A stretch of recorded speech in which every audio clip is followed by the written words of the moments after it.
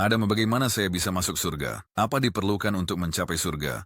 Omar, jawabannya jelas dalam Al-Quran. Allah memberikan kita ayat sederhana tentang siapa yang akan masuk surga. Allah berfirman dalam surah 64 ayat 9. Dan siapa beriman kepada Allah dan berbuat kebajikan, dia akan menghapuskan kesalahan-kesalahannya dan memasukkannya ke dalam surga. Mereka kekal di dalamnya selama-lamanya. Kemenangan yang besar.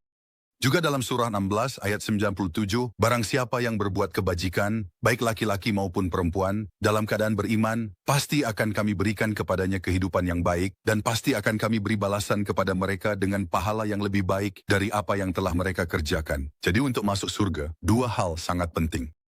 Pertama, Anda harus percaya kepada Allah sebagai satu-satunya Tuhan. Juga termasuk iman kepada hari akhir, malaikat, kitab-kitab yang diturunkan, dan para nabi. Al-Quran menjelaskan bahwa menolak salah satu dari ini adalah kekufuran. Anda harus menyembahi Allah, tidak hanya melalui mengingat Allah, melaksanakan sholat, berpuasa, atau haji, tetapi juga dengan melakukan perbuatan baik dan menghindari perbuatan buruk dan dosa. Inilah jalan yang lurus sebagaimana didefinisikan oleh Allah. Itu saja yang Anda butuhkan. Saya selalu berpikir ibadah terbatas pada mengingat Allah, melaksanakan salat, zakat, puasa, dan haji. Tidak, Omar. Menyembah Allah melakukan perbuatan baik dengan orang lain. Jika Anda membaca Al-Quran secara teratur, Anda akan melihat sering dikatakan orang-orang yang beriman dan berbuat baik sebagai jalan menuju surga. Anda juga akan memperhatikan frasa, jalan yang lurus. Dan apa itu jalan yang lurus? Jalan yang lurus adalah tujuan utama bagi setiap muslim.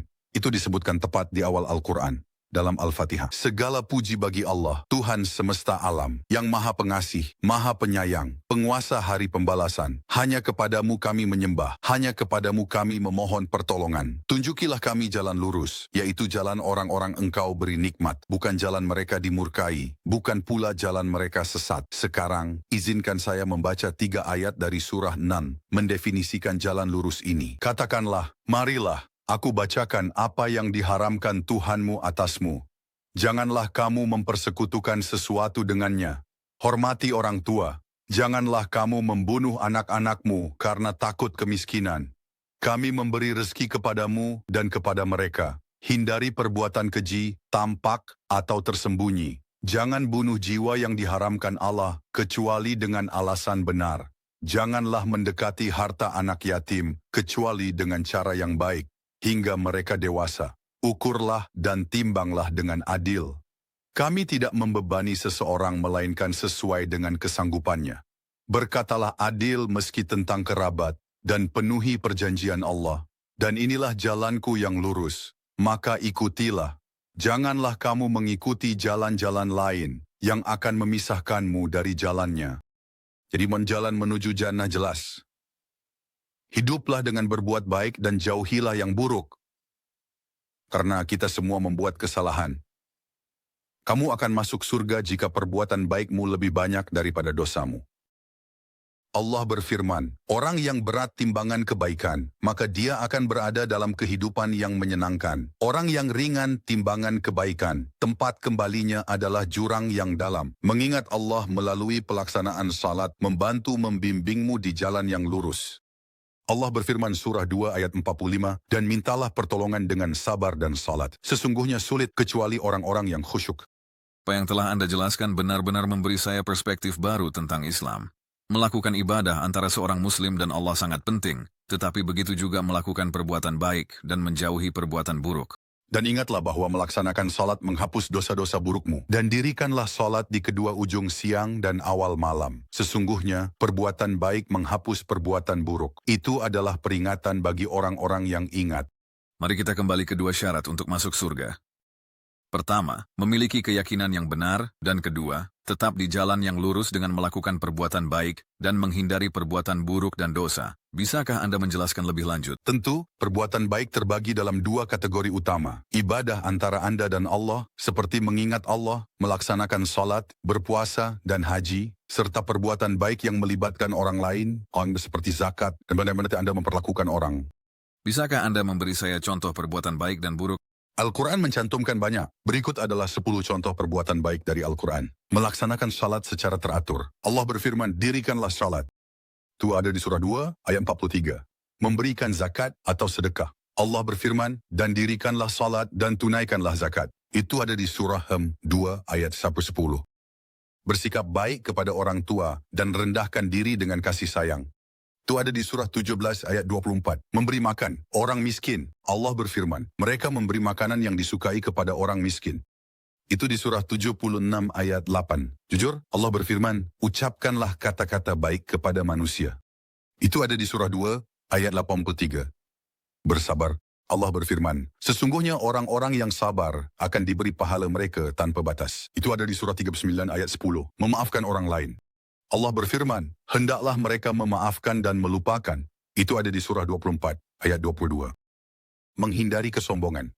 Allah berfirman, dan janganlah berjalan di bumi dengan angkuh.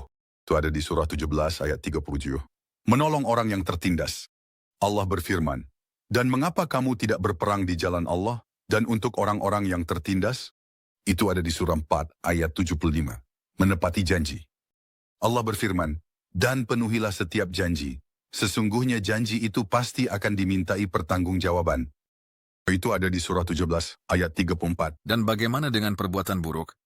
Menyekutukan Allah syirik. Allah berfirman, sesungguhnya Allah tidak mengampuni dosa menyekutukannya. Itu ada di surah 4 ayat 48. Pembunuhan. Allah berfirman, barang siapa membunuh seorang jiwa, maka seolah-olah dia telah membunuh seluruh manusia. Surah 5:32.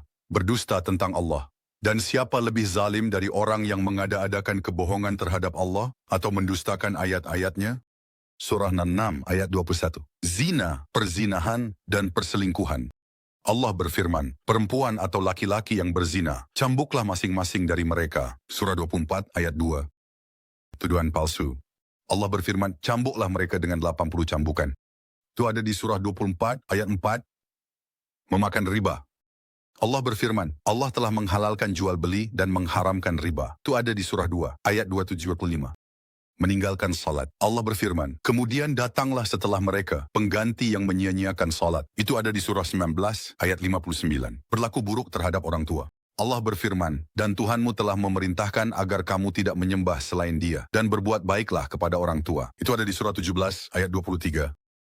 Menipu dalam perdagangan. Allah berfirman, celakalah bagi orang-orang yang curang.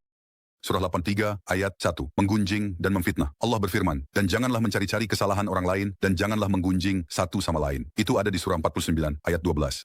Jadi kita berusaha melakukan kebaikan menghindari keburukan. Tepat sekali, Omar. Setelah iman, setiap tindakan diperhitungkan. Yang penting pada akhirnya adalah bahwa amal baikmu lebih banyak daripada yang buruk di timbangan. Dan mengingat dua hal ini. Pertama, Allah akan mengampuni semua perbuatan buruk dan dosa-dosamu jika kamu benar-benar bertobat. Kedua, Allah melipat gandakan amal baikmu, tetapi tidak yang buruk. Jadi Allah memudahkan kita. Dia ingin kita masuk surga. Benar, Omar. Dia adalah yang maha pengasih, maha penyayang. Terima kasih telah menonton. Kami berharap Anda menikmati penemuan tentang Islam yang sebenarnya dan menemukan informasi ini bermanfaat. Jangan lupa berlangganan saluran kami agar Anda dapat terus belajar lebih banyak tentang Islam langsung dari Al-Quran.